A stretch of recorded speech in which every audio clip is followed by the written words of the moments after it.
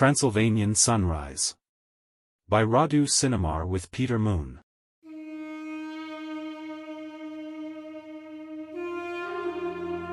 As far as I understand it, I said, it seems that they accepted a compromise solution. They don't like working with you, though they tell you the opposite, but they're not willing to complicate the situation and risk a genuine scandal by removing you from your position either. Yes, it is clear that they could have brought their own man in my place by now.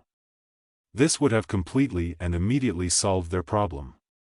But, in spite of the fact that they can cause my removal from my position, it seems that they still miss the power to replace me with whomever they want. They decided to use this compromise solution that they need to adjust as they go along. Who is in charge now with the position changes in Department 0? I innocently asked. If we know the diplomatic channels, it shouldn't be too hard to discover the real backstage games and who's playing it. Unfortunately, my positioning in the government doesn't give me access to this kind of information. The room filled with a heavy silence. Later, Cesar answered in a low voice. Let's leave these things as they are. The fact that the Venerable Massini's influence didn't guarantee solving the problem the way he wanted shows us that not all people are corrupt. This is a pleasing thought. Probably after our first confrontation, when he reported his results to the Bilderberg group, Massini proposed going on with the initial plan which, though it was quite risky for the Masons, still had the advantage of quick possibilities of action and of my being misled. However, I meanwhile found out about the Venerable One's games and I changed my initial plan. If, at the first meeting, I considered playing their game and apparently accepted their proposition to cooperate with them, I would discover at the second one, already knowing their treacherous intentions, what they were really interested in and then obstruct their access to it by revealing the matter at the top level of the state. This was exactly the risk that they exposed themselves to but which, as I told you, they put to one side. As a way of putting it, the cards were dealt on both sides, I said, very interested in what Cesar was telling me. You're right, he answered smiling. When I was told, a month ago, that the Venerable Massini was going to visit me again, I knew that this was the peak of it. These people never do something without a reason or a personal interest. This is why I expected Signore Massini to finally reveal to me the problem's hot spots. The fact that they again announced their visit told me that, at the top, their decision-making people had chosen to go on with the option that involved me directly after having already prepared their territory at the first meeting. Also, the fact that the Venerable Mason himself was this time the host in the luxury villa of a foreign diplomat, where the security systems were perfect, reinforced my conviction that what I was about to hear was very important. Quivering with anticipation, I begged Cesar to reveal me the secret. Slightly amused, he continued talking. The meeting didn't last long, maybe a little less than an hour. Still, I must tell you that the information I got from Signore Massini left even me perplexed. I could once again see the immense power the Masons have in even the highest state organizations, infiltrating themselves deep and having access to information of an overwhelming importance for humankind and its safety. More than that, the Masons want to control and manipulate this ultra-secret information in order to fulfill their plan of control and domination of the entire planet as fast as possible. I met the Venerable One at the villa, and after a few minutes of small polite talk, in which time I made sure to reconfirm my willingness to join in their elitist organization, Signore Massini got straight into the subject in accordance with his specific style. He then told me he had ultra-secret information that comes straight from the Pentagon and that the information refers to a certain place in Romania. He confessed that the Bilderberg Group has representatives in the most important of the political, economical, and defense organizations of the USA, including connections to the presidential chair.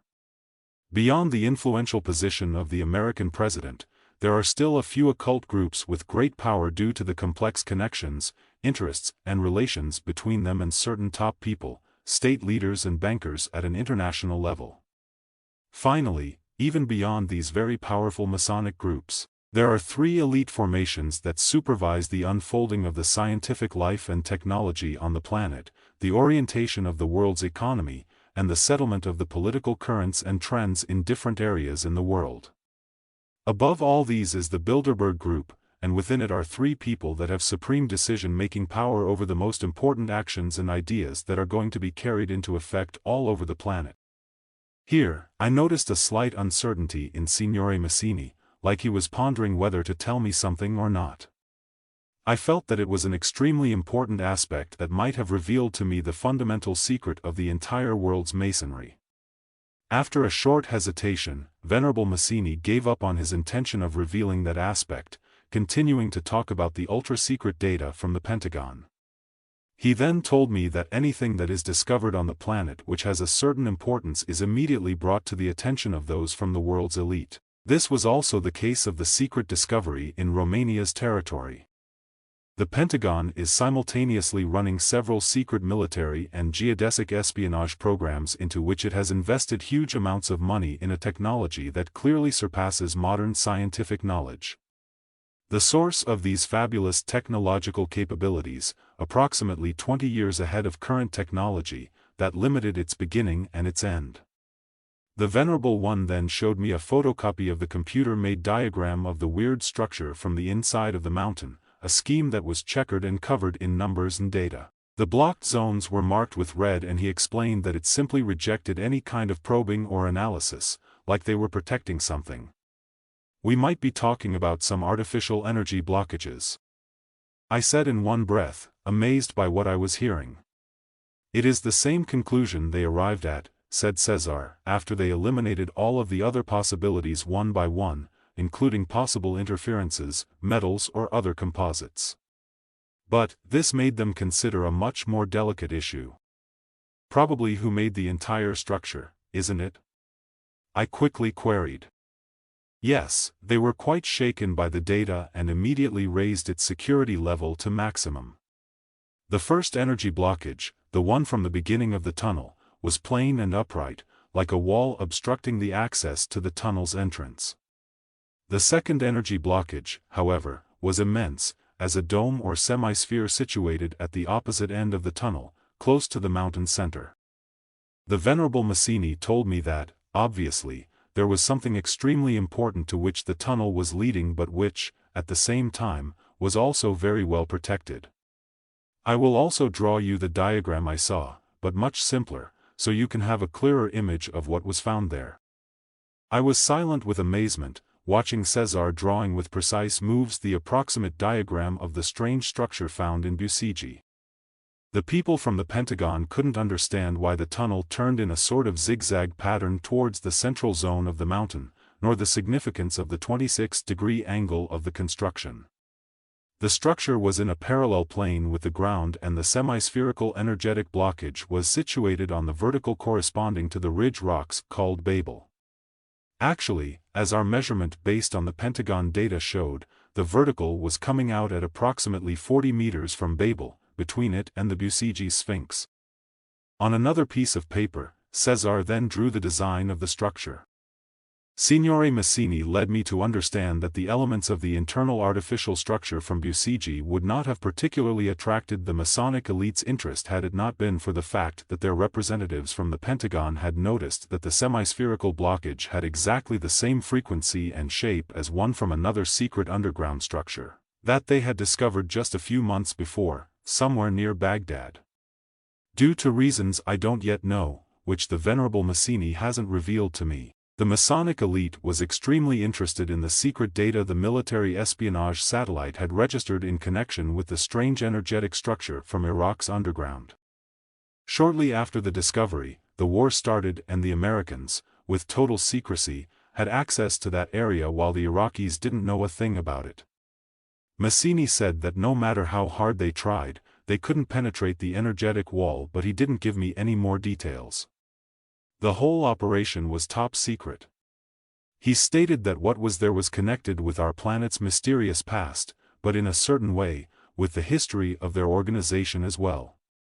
I intuited then that Signore Massini had some other information, documents or proofs regarding these aspects which he wasn't willing to share with me. The fact that the Pentagon investigation noticed similarities of data between the underground structure near Baghdad and the structure from inside the Busigi Mountains stirred the Masonic elite greatly. As far as I could see, a big part of this agitation occurred because the structure, much bigger and more complex than the one in Iraq, was on Romania's territory. This fact itself seems quite strange, but connecting it with certain aspects regarding Romania's future which we've already talked about, you will be able to get a clearer picture of what the Masonic elite had to worry about. No matter how much they are trying to conceal it, their actions and intentions show the contrary.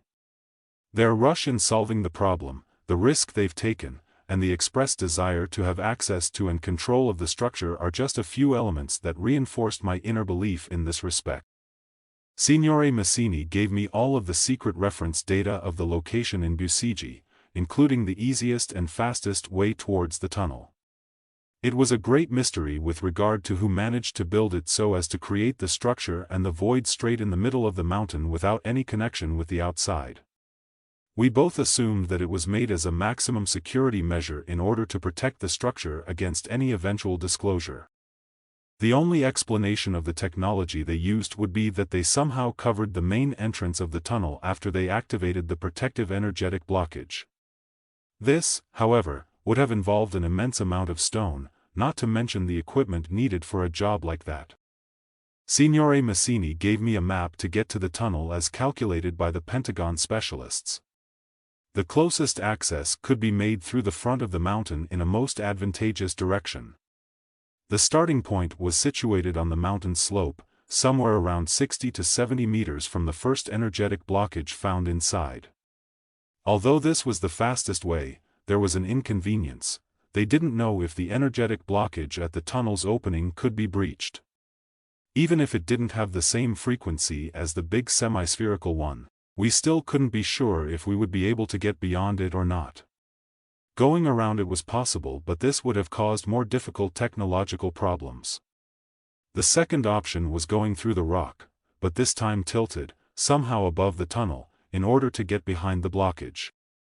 The boring distance was bigger because it was needed to maintain a certain breaching angle, but at least there was a chance to avoid the energetic blockage. I was quite skeptical towards this solution because I could imagine that those who built that structure thought this might be tried and took some precautions about it. The Venerable One, however, guaranteed the ultra-sophisticated technological support of the U.S. Army would make available an amazing device for drilling the rock extremely fast. This device utilized a very powerful plasma jet and a rotating magnetic field. Using this, we could get to the tunnel's wall in less than 2 days, including the pre-drilling preparations. The whole operation, however, had to be performed in the most secret way. If the Venerable One was offering the technological means, we had to organize the rest so that everything looked no different than a routine mission of Department Zero.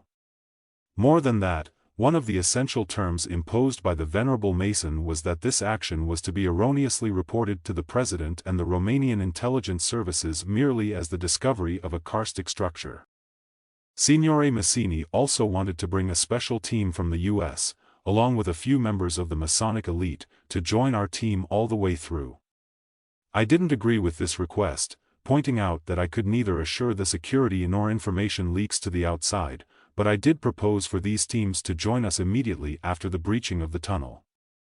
The reality was that it wouldn't have been a problem to ensure strict security, even with the U.S. team present, but I intentionally exaggerated the possibility of the secret being uncovered because I knew that this was the Masons' weak point in this matter. I, of course, didn't want them to get inside of the mountain at the same time as I wanted first to see for myself what it was all about and what I would find there before making a decision. The situation was going to be very tense with too many variables. This is why it could become unpredictable and even dangerous for us at any time. The important point, however, was to get into the tunnel and then to the semi-spherical energetic blockage. For this, it was necessary to leave the Venerable One with the impression that I was open and collaborating because he was the one who could help us with the very important technical needs. His pressure is quite significant.